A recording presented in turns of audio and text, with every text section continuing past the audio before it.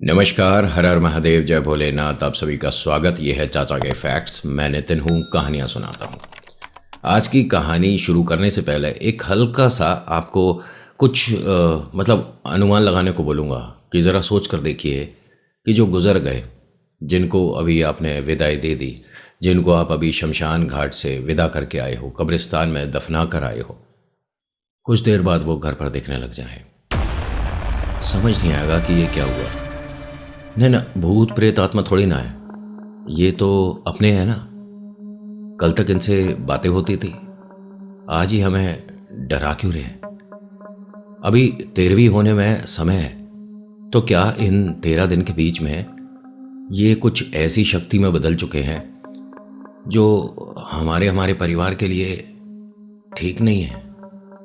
हल्का सा बस सोच कर देखिए, क्योंकि आज की कहानी में ऐसी स्थिति होने वाली है पूरे घर परिवार की। जब मैंने इनकी कहानी सुनी ना, मैंने आप में हिम्मत बहुत है।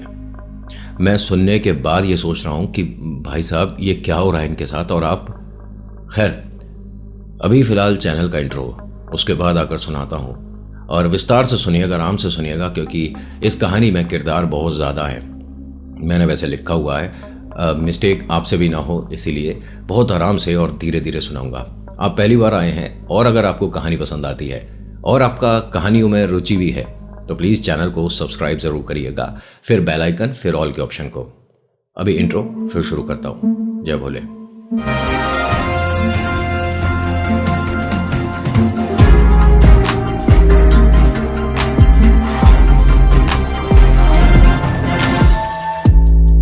सबसे पहले मिलवाता हूँ दादी दादाजी से। ये हैं प्रेम प्रकाश और लता। देखिए, पूरी कहानी में मैं प्रेम प्रकाश जी को दादाजी कह के ही बोलूँगा, और ये लता जी वो हैं दादी अम्मा जो गुज़र गई हैं। पहले पूरे परिवार से मिलवाता हूँ और इनके घर की स्थिति भी समझाता हूँ। लता जी और प्रेम प्रकाश मतलब दादाजी के 3 बेटे और 2 बेटियाँ हैं। कहानी में शामिल सिर्फ बड़े बेटे ताऊ जो हैं मतलब महेंद्र और मनीषा, और इनकी 2 बेटियाँ ऋतु और निधि, इनको शामिल करूँगा, और इनका छोटा बेटा नरेश और उनकी धर्मपत्नी है वानी। इनके 4 बच्चे हैं, प्रीति, अक्षय, मानवी और विशाल। कहानी विशाल ने भेजी है।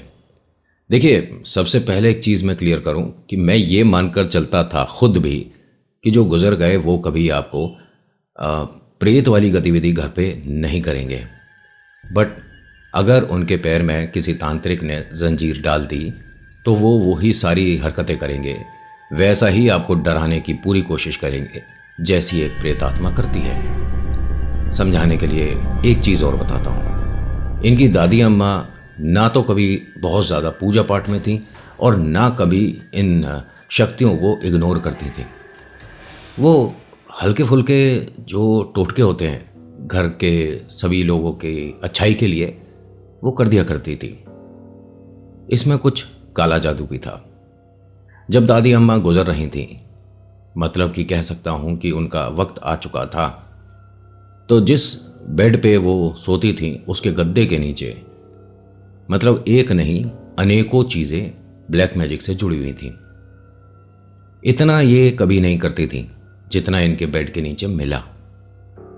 इनकी देखभाल के लिए बहुत बड़ा परिवार है, जॉइंट फैमिली है, लेकिन वाद विवाद 1.5 साल से चल रहा था संपत्ति को लेकर। और सबसे ज़्यादा जो कह सकता हूँ कलेश कर रहे थे ना, ये थे महेंद्र और मनीषा। मतलब पूरा घर इन्होंने बिखेर दिया था। जॉइंट फैमिली धीरे धीरे अब सब अपना अपना हिसाब किताब देख रहे थे। इनकी जो बहनें हैं, मतलब नरेश जी और महेंद्र जी की जो बहनें हैं, उनमें से एक बहन ऐसी थी जो कि शादी के बाद वापस घर आ गई थी। 4 साल बाद वाद विवाद हुआ। मैंने कहा ना, कहानी में किरदार बहुत ज़्यादा हैं, लेकिन जिन जिन पर मैं फोकस करवा रहा हूँ सिर्फ उस पर ध्यान रखिएगा, क्योंकि बहुत से लोग मुझे बाद में मैसेज करके ये पूछते हैं कि उसका क्या हुआ, उसके बारे में नहीं बताया। तो जो मुझे जितना बताएगा उतना ही तो बताऊँगा, अपने मन से नहीं बनाना था और अपने मन से कहानी प्रस्तुत भी नहीं होती है। लता जी की तबीयत काफ़ी समय से ख़राब चल रही थी, करीब 1.5 महीना हो गया। तो इनके आओ भगत के लिए, सेवा के लिए कभी कभी बड़ी बहू, कभी छोटी बिटिया, कभी वानी जी, ये सब आते रहते थे। जो दादी अम्मा का कमरा है, दादाजी एक मतलब शुरू से उनको आदत रहा है, बेड पे नहीं सोते थे। लेकिन दादी अम्मा को बेड पे सोने की आदत थी।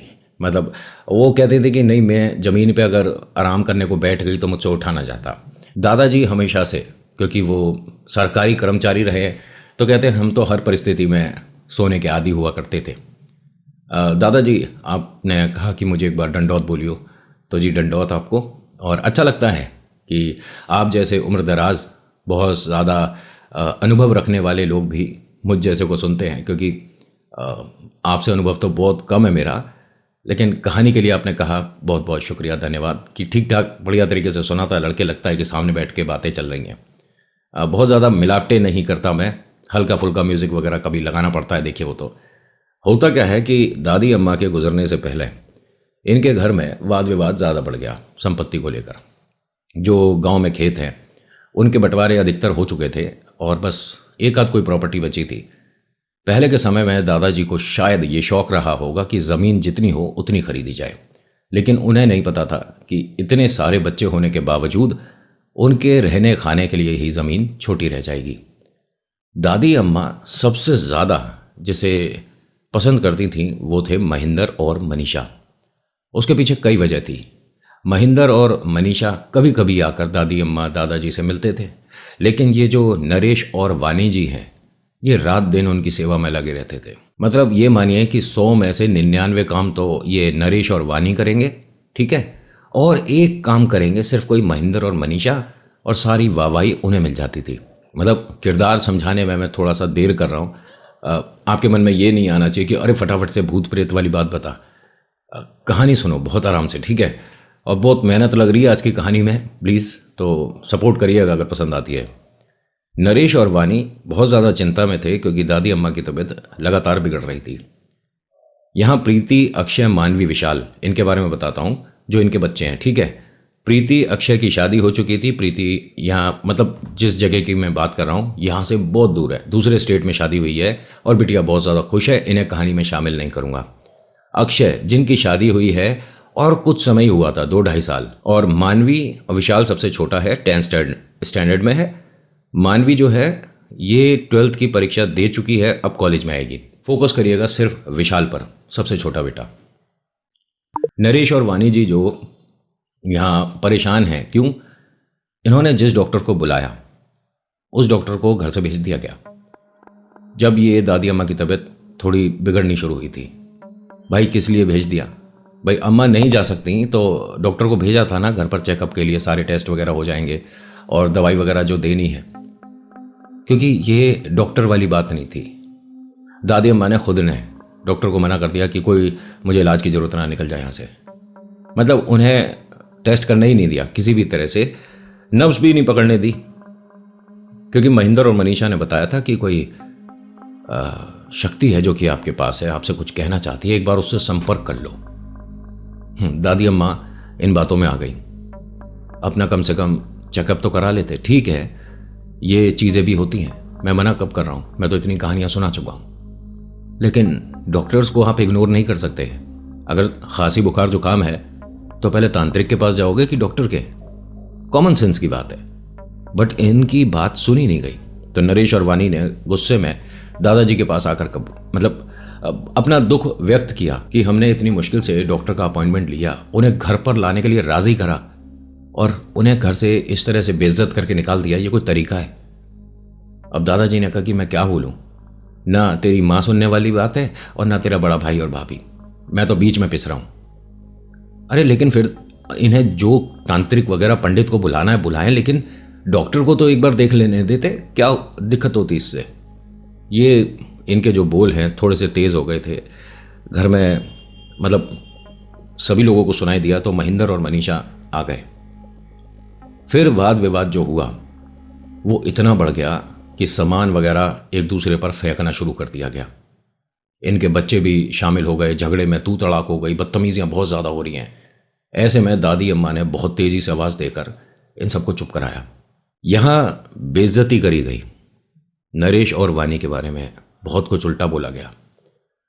दादी ने भी और उनको सपोर्ट करते हुए महेंद्र और मनीषा की जो बेटी हैं रितु और निधि ने, उनके बात करने के तरीके, पहनावे पे और पता नहीं किस किस चीज़ पे। ये चीज़ ना विशाल को बहुत बुरी लग रही थी। उस वक्त सिर्फ विशाल था घर पे। अपने मम्मी पापा को सपोर्ट करने के लिए वो बीच में कूद गया।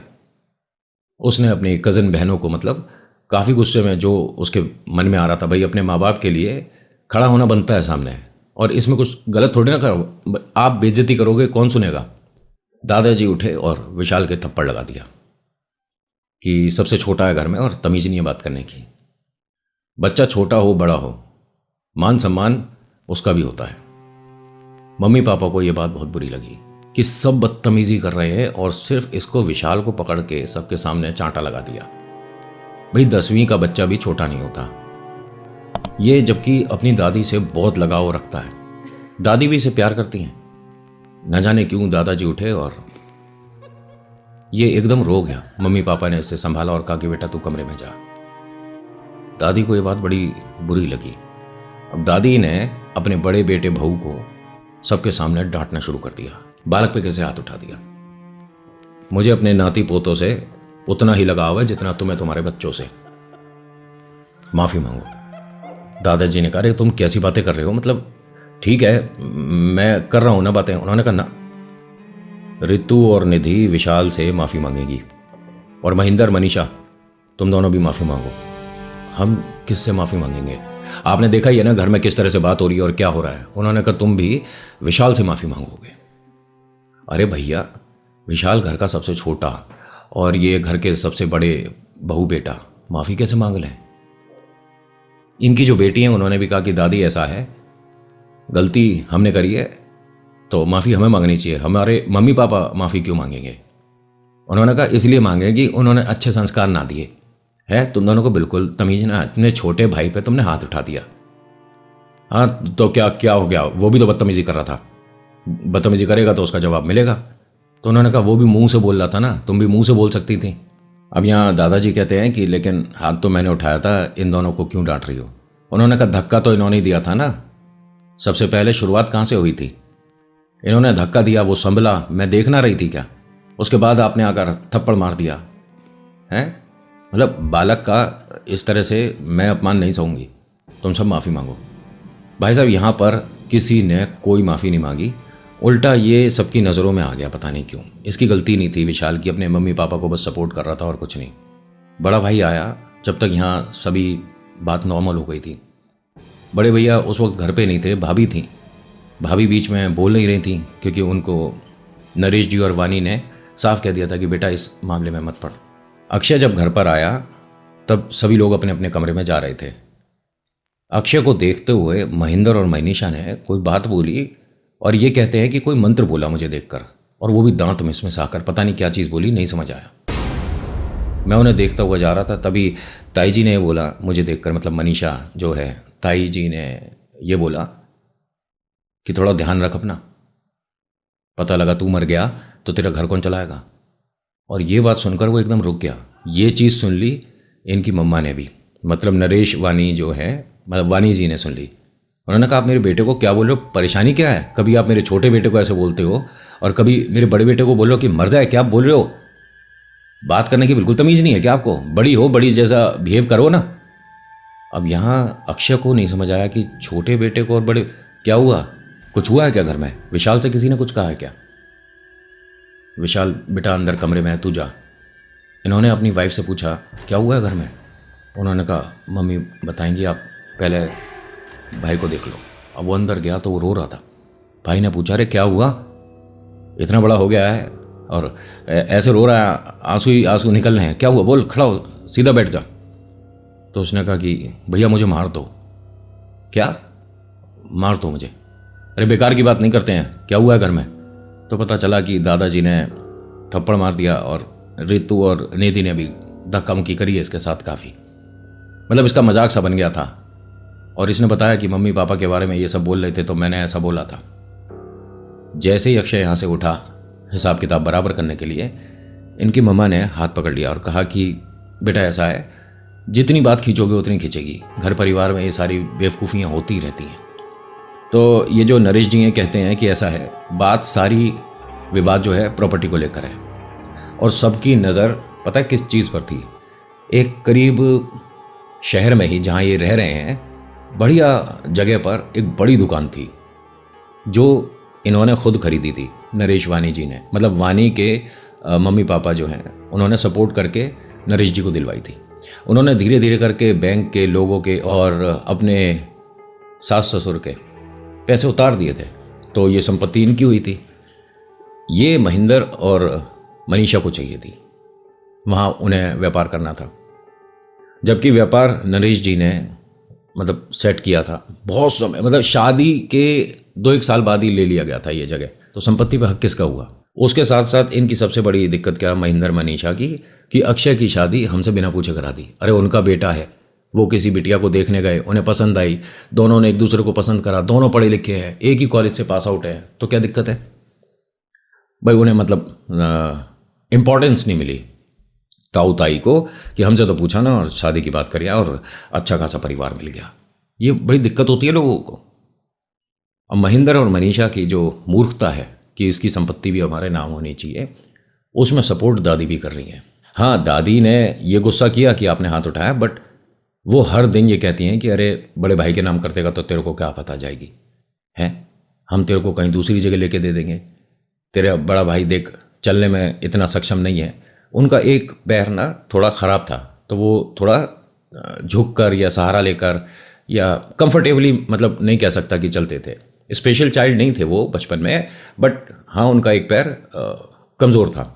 तो दादी ये बोलती थी कि भाई इतनी दूर ये कहीं नौकरी पर जहाँ जाता है या कहीं दूर दुकान करने से अच्छा है कि घर के पास ही कर लेगा, हम तेरे को कहीं और छोटी बड़ी जैसी कहेगा वैसी दुकान। भैया प्रॉपर्टी का रेट आप यकीन मानिए कि मतलब एक ही शहर में एक जगह तो बहुत महंगा, एक जगह कम है, तो वो क्यों छोड़ेगा वो वाली जगह जो कि उसने अपने बच्चों के भविष्य के लिए खरीदी है।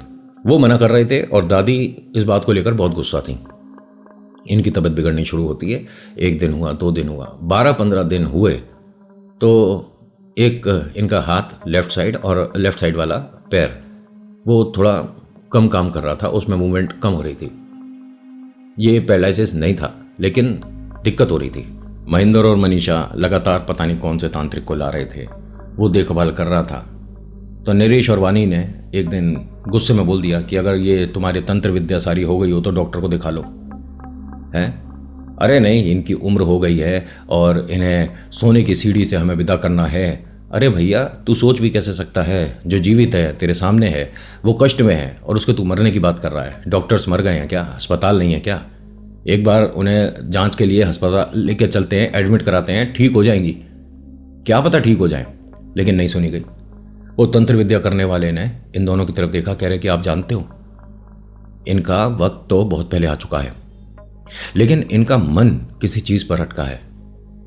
और मैं जैसा देख पा रहा हूं कोई संपत्ति है, उस पर किसी ने चारों तरफ से सांप बांध रखे हैं। जब तक ये सांप नहीं खुलेंगे, वो संपत्ति खुलेगी नहीं, तब तक इनकी आत्मा यहां से जाएगी नहीं।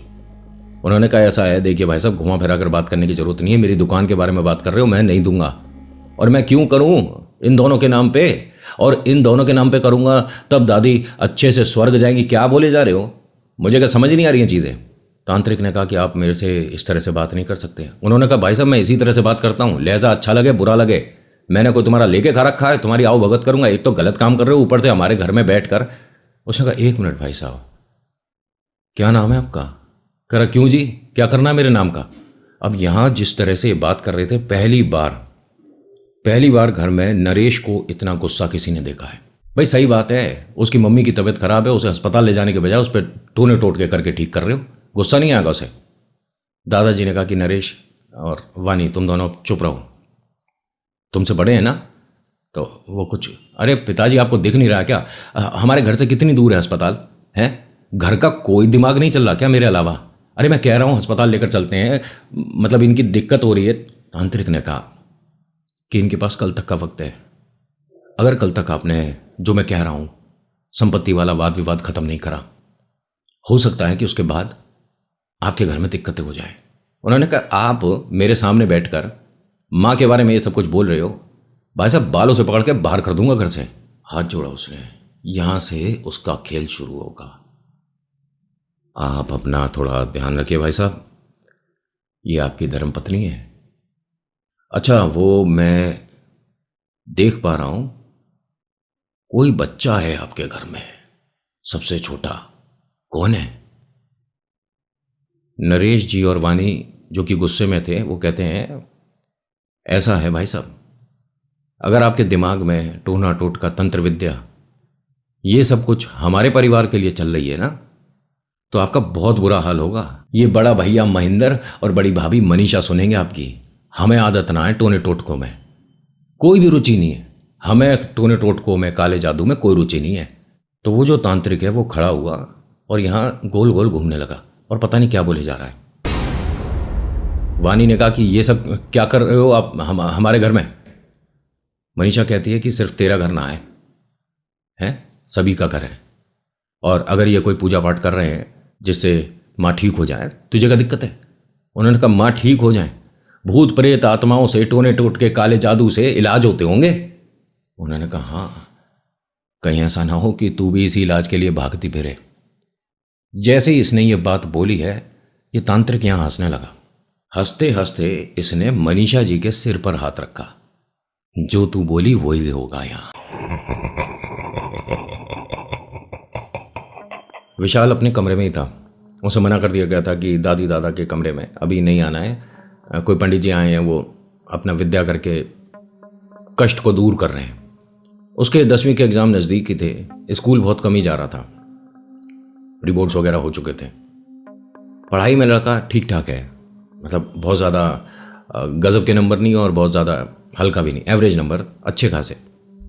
अब यहाँ वो अपने कमरे में पढ़ नहीं पा रहा था। वो कहता है कि उसे रेल की आवाज़ आ रही थी बहुत तेज। इनके घर के आसपास कोई रेलवे स्टेशन नहीं है।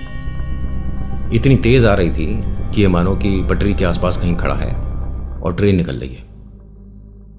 इसने दोनों हाथ इस तरह से रख के आंख बंद कर ली और परेशान सा था। तभी यहाँ पर अक्षय की जो वाइफ है वो आई इसके लिए चाय कॉफ़ी पूछने के लिए। देखती हैं, अरे क्या हुआ बेटा, तू ठीक है? उसने कहा भाभी ट्रेन निकल जाए फिर पढ़ाई शुरू करूँगा। क्या? हाँ, वो ट्रेन निकल जाए पहले, आपकी आवाज़ बहुत कम आ रही है मुझे। भाभी ने एकदम से उसे ऐसे करके हिला दिया। क्या है, क्या बोल रहा है, नींद में है क्या तू? कमरे में देखा तो एकदम बिल्कुल साइलेंट, एक हल्की सी भी आवाज़ नहीं आ रही है ट्रेन की। भाभी अभी ट्रेन की आवाज़ आ रही थी ना कमरे में, टीवी चल रहा था क्या कहीं, मतलब क्या हुआ था? उन्होंने कहा कोई ट्रेन की आवाज़ नहीं आ रही थी। तभी ये जिस कुर्सी टेबल पर मतलब बैठकर पढ़ रहा था उससे हटकर ज़मीन पर बैठ गया और ज़मीन को पकड़ने की कोशिश कर रहा है। ज़मीन को, ये ज़मीन पे कोई कारपेट नहीं है, कोई गद्दा नहीं है, लेकिन ज़मीन को खुरच खुरच के पकड़ने की कोशिश कर रहा है कि अरे भूकंप आ रहा है भाभी, भूकंप आ रहा है, ज़मीन हिल रही है, आप आराम से बैठ जाओ, यहाँ नीचे बैठ जाओ। भाभी ने उसे देखा और उन्हें समझ नहीं आई, मतलब पहली बार ऐसा होता हुआ अपने घर में देख रही हैं। उन्होंने आवाज़ दी, मम्मी जी, मम्मी। तो वानी जी जो दादी के कमरे में थी वो आई एकदम से कि क्या हुआ? अरे इसको देखना क्या हो रहा है। विशाल कुछ अजीब अजीब बात कर रहा है, कह रहा है कि अभी ट्रेन निकल रही थी, अब कह रहा है देखो भूकंप आ रहा है, और वो सच में ज़मीन को पकड़ने की कोशिश कर रहा था। माँ ने एकदम विशाल के सिर पे हाथ फेरते हुए पूछा कि बेटा क्या हो गया? कोई भूकंप नहीं आ रहा, चल खड़ा हो जा, डर क्यों रहा है तू? अब ये यहाँ से मम्मी और भाभी को ऐसे देख रहा है जैसे आपके घर में कोई अनजाना आ गया हो, आप उसे पहचानने की कोशिश कर रहे हो। कौन है तू? यहाँ कैसे? हमारा घर है। क्यों आई? अपनी मम्मी और भाभी को देखकर बोल रहा है। अब यहां भाभी को भी और मम्मी को भी, दोनों को डर लगने लगा। माँ को इसलिए ज़्यादा डर लग रहा है क्योंकि उसने बोला है ना छोटे बेटे के लिए घर में, मतलब जो सबसे छोटा है तो विशाल है। और अभी सिर पे हाथ लगा के मनीषा के तांत्रिक ने भी कुछ बोला था, वो भी बात डायरेक्ट इसी पर आती है, विशाल पर, कि टोट के कैसे उतरेंगे इसी इलाज के बारे में घूमती रहेगी ये औरत। कौन? वानी, विशाल जी की मम्मा। वानी जी ने नरेश जी को आवाज़ दी। नरेश जी आए। नरेश जी को देखते के साथ ही ये विशाल उनके पास जाकर खड़ा हो गया। पापा, ये दो औरतें कौन है? हमारे गांव के हैं ये, मैंने पहचाना नहीं। मेरे कमरे में क्यों? मैं पढ़ाई कर रहा हूँ पापा। पापा ने कहा दिमाग ठीक है, क्या बोल रहा है तू? है ये तेरी मम्मी है, वो तेरी भाभी है, क्या पहचान में नहीं आ रहे? अभी ये बात कर ही रहे थे, तभी अब सब लोग देख रहे हैं घर के, मतलब इस कमरे में जो जो हैं, आवाज़ तो आ रही है। और ये आवाज़ इतनी क्लियर होती चली गई और फिर इसके कमरे में विशाल लगातार एक तरफ देख रहा था, एक कॉर्नर की तरफ, जो जगह कोई बैठा खड़ा नहीं था। बार बार अपने घर वालों को देख रहा है, फिर उधर देखता है, फिर अपने घर वालों को देखता है, फिर उधर देखता है। पापा ने पूछा कि क्या हो गया, क्या हो रहा है बेटा, बोलेगा? छोटी दादी आई है। छोटी दादी को गुजरे 12-13 साल हो गए। मम्मी ने कहा कि कौन है? छोटी दादी आई है। ये मेरे से कुछ कह रही है, मैं समझ नहीं आ रहा। मम्मी मम्मी, अब मैं तेरे को मम्मी दिख रही हूं हैं? पहले कौन हूं ये पूछ रहा था मुझे। पापा ने एकदम विशाल का हाथ पकड़ा और इसे लेकर घर के बाहर आ गए। मैं देख दुकान जा रहा हूँ, घर पर देख बेटा, थोड़ा ध्यान रख, बड़ा भाई नौकरी पे गया हुआ है, हैं? मम्मी भाभी इन सब का ख्याल रखना है ना तुझे। और मैं इतनी देर तक दुकान छोड़कर नहीं आ सकता। घर पर कोई भी बात होती है तो भागकर मुझे बताने आई हो, हैं? उस टाइम ना ये मोबाइल फ़ोन्स नहीं थे। मोबाइल क्या, बेसिक फ़ोन जो था वो भी हर किसी के पास नहीं था, मतलब लैंडलाइन जो होता था पहले। विशाल के पापा जब इसे समझा रहे थे ना कि बेटा जिम्मेदार बन, तभी विशाल उनकी बात सुनते सुनते घर में अंदर की तरफ भागने लगा। पापा एकदम उसके पीछे भागे और हाथ पकड़ लिया। क्या हुआ? मैं तुझसे कुछ कह रहा हूँ, तू घर में जा रहा है, क्या हुआ? उसने कहा पापा घर में सूअर घुसा है, अभी बड़ा सा सूअर है, ऐसा लग रहा है जंगली सूअर। अरे कुछ नहीं है, पहले मेरी बात सुन। नहीं नहीं नहीं नहीं नहीं नहीं पापा, उसको घर से बाहर करो, गंदगी खाता है वो और गलत है ये। पापा ने कहा कि क्या बोल रहा है, कहाँ तेरे को? मेरे को तो कोई नहीं दिखा, मैं यहीं गेट पे ही खड़ा हूँ ना तेरे साथ, कोई सूअर नहीं गया घर के अंदर। नहीं नहीं पापा गया है, आवाज़ आ रही है पापा, घर में आवाज़ आ रही है, देखो। पापा ने कहा कोई आवाज़ नहीं आ रही, कभी ट्रेन की आवाज़ आ रही है, कभी भूकंप आ रहा है, घर के अंदर सूअर जा रहा है, क्या देख रहा है तू? अरे थोड़ा मैं जो बोल रहा हूँ उस बात पे फोकस करेगा या ये कोई कल्पनाओं की दुनिया में ही रहेगा? हाँ हाँ पापा, क्या क्या कह रहे थे आप? देख बेटा, मैं दुकान जा रहा हूँ, कोई भी बात होती है, दादी के साथ कोई तबीयत में दिक्कत होती है तो दुकान आकर बता दियो। हाँ हाँ जाइए जाइए। जैसे ही पापा गए और उन्होंने पलट कर देखा तो वो मतलब घर के सामने हे हे हे हे हे पापा वापस आए। क्या कर रहा था? नहीं नहीं नहीं नहीं मैं उसे बुला रहा था। किसे बुला रहा था? आप जाओ पापा, मैं दुकान आकर आपको बता दूंगा यहाँ कुछ होगा तो। पापा ये नहीं समझ पा रहे कि इसकी स्थिति जो हो रही है घर में, जो अभी जिससे बहस हुई है उसकी वजह से हो रही है क्या? उनका मन नहीं माना और ये काम इन्होंने ठीक करा। क्या कहते हैं कि एक काम कर, सामने अभिषेक रहता है तेरा दोस्त, उसके घर जाके पढ़ाई कर, हमारे घर में वैसे ही माहौल ठीक नहीं चल रहा, जा। अभिषेक के? मैं हाँ पढ़ाई कर लेता हूँ। बेटा नींद में है क्या तू? नहीं नहीं नहीं नहीं नहीं नहीं। और छोटी दादी आई हुई हैं, आप देख लेना। हाँ हाँ हम सब देख लेंगे, तू जा यहाँ से। इसे भेजा है और घर में आके इसके पापा चिंता में अपनी वाइफ वानी से और अक्षय की जो पत्नी है, मतलब अपनी बहू से, ये सारी बात डिस्कस करते हैं कि अभी नहीं घर में किसी को बोलना बताना, लेकिन कल इसे किसी के पास लेकर जाना पड़ेगा। उस पर कोई हवा मुझे लग रहा है कि है, इनको यहाँ कंट्रोल करना चाहिए था। वानी जी एकदम अपने बेटे के लिए ये सब कुछ सुनकर आग बबूला हो गई और यहाँ से गुस्से में आई दादी दादा के कमरे में। महेंद्र और मनीषा को खूब उल्टा सीधा सुना दिया और साथ ही साथ उसे सुनाया जो यहाँ तंत्र विद्या कर रहा था, तांत्रिक, जो डॉक्टर से अपने आप को बहुत ज़्यादा बड़ा समझ रहा था। और सही में इन्हें डॉक्टरी इलाज की ज़रूरत थी, लेकिन देखिए ब्लैक मैजिक भी होता है और साइंस भी होती है। ऐसे ही नहीं कि आप किसी का ऑपरेशन है और आप ऑपरेशन थिएटर से ले आए कि हम तो इसे तंत्रों से ठीक कर देंगे। ना भैया, मतलब सर्जरी है तो सर्जरी होगी, है ना। लेकिन यहाँ मामला बिगड़ता चला गया। अच्छा एक चीज़ बताऊँ आपको, यहाँ जितना मुझे पता है, जितने भी टोने टोटके तंत्र विद्या को जानने वाले, भयंकर जानने वाले होते हैं, वो अपने साथ कोई सामान कैरी नहीं करते। कभी भी देख लेना, जो विद्वान होगा गजब का होगा, जिसमें बहुत ज़्यादा नॉलेज है, जिसने सिद्धियां कर रखी हैं, उसके पास ज़्यादा सामान आपको मिलेगा नहीं। खाली हाथ होता है वो। उसके पास तो मंत्रों की शक्ति, आंखों में कमाल, और उसके साथ चलती हुई शैतानी शक्तियाँ उसे मजबूत कर देती हैं। ज़रूरत नहीं उसे बाकी सामान लेकर चलने की। वो तो आपके हाथ में ज़मीन से उठाकर मिट्टी डालेगा और आपको दिखेगा कि अरे वाह, ये तो सोना चांदी बरस रहा है। ये तो खेल है, वशीकरण तो आप जानते ही हो। आजकल बहुत से लोग उस पर बता रहे हैं कि कैसे सीखा जाए। बिल्कुल मत सीख लेना, गलती से भी शुरू मत कर देना, क्योंकि ये एक ऐसा चक्र है जिसे भेद पाना फिर आपके लिए बस की बात नहीं होगी। होता क्या है कि यहाँ इन्होंने विशाल जी के मम्मी पापा नरेश और वानी बहुत उल्टा सीधा जब बात कर रहे थे, तो तांत्रिक ने इन्हें एक तरह से श्राप देना शुरू कर दिया। उल्टा सीधा इन्हें बोलना शुरू कर दिया। तो नरेश जी को गुस्सा आया। ये तांत्रिक जो थैला लेकर आया था, उस थैले को उठाकर कमरे के बाहर फेंक दिया और कहा ठीक है, अपने घर जाकर कर जो भी तुझे टोटके करने हैं ना, यहाँ करने की जरूरत नहीं है, निकल यहाँ से। और मम्मी को लेकर मैं अस्पताल जाऊँगा। अब यहाँ कोई कुछ बोला नहीं। दादाजी भी चुप कि भाई गलत तो देखो, ये भी नहीं कह रहा है कि इलाज के लिए अस्पताल लेकर जाना ज़रूरी है। इन्होंने अपने आसपास जो दोस्त थे उन्हें बुलवाया और कहा कि माँ को लेकर अस्पताल तक चलना है, फटाफट गाड़ी वगैरह का अरेंजमेंट करो। करा गया। अब यहाँ देखिए सब लोग हैं, कुछ लोग गुस्से में हैं, कुछ लोग चिंतित हैं और कुछ चिढ़ रहे हैं, बट विशाल नहीं था।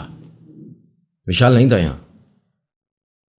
दादी अम्मा भी राजी हो गई, चलो ठीक है कोई बात नहीं, महेंद्र मनीषा तुम चुप रहो, अभी जो नरेश और बानी के मन में है एक बार इन्हें कर लेने दो। ये चौखट पार ना हुई, दादी गुजर गई।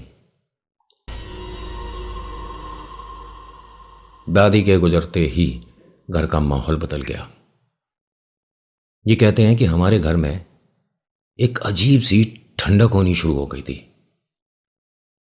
मतलब जिस कमरे में इन्हें लाकर रखा, इस कमरे के ठंड की वजह से हमने खिड़की दरवाजे बंद कर दिए। सुन रहे हो जरा? जिस कमरे में ये चौखट पे तो इन्होंने मतलब आत्मा ने शरीर छोड़ दिया था, इनको फिर वापस जब लेकर आए कमरे में जिसमें रखा था, ये वो कमरा नहीं है जिसमें दादी अम्मा मतलब रहती थी पहले। बाहर वाली बैठक जो थी उसमें इन्हें इनके शरीर को मतलब रखा गया। तो इस कमरे में इतनी ज़्यादा ठंडक एकदम से बढ़ने लग गई थी, कहते हैं कि खिड़की दरवाजे सब बंद कर दिए कि थोड़ी बाहर की हवा नहीं आएगी तो ठंड कम लगेगी। सर्दियाँ नहीं चल रही हैं। हाँ, भरपूर गर्मी भी नहीं है जून जुलाई, लेकिन इतनी ठंड नहीं थी। यहाँ रोआ राट समझ गया भाई साहब। अब देखिए ये समय बहुत कठिन होता है, एक दूसरे को सहारा देना बड़ा मुश्किल सा समय रहता है ये। लेकिन ऐसे में कोई हंस रहा था। मनीषा बहुत खिलखिलाकर हंस रही थी और उसने जो बात बोली उसके बाद वानी जी अपना आपा खो बैठी। उन्होंने अपनी बड़ी भाभी को मतलब खूब सुनाना शुरू कर दिया। आसपास के मोहल्ले के लोग घर में आ गए थे, इकट्ठे हो गए थे और सब रोके जा रहे थे कि वानी जी बस आप चुप हो जाइए, आप सामने वाला गलती कर रहा है तो आप उसे उसी के तरीके से जवाब क्यों दे रहे हो? अब वो बुरा है तो हम क्यों बुरा बने? आप मत करिए, आप चुप हो जाइए। हर कोई समझाए।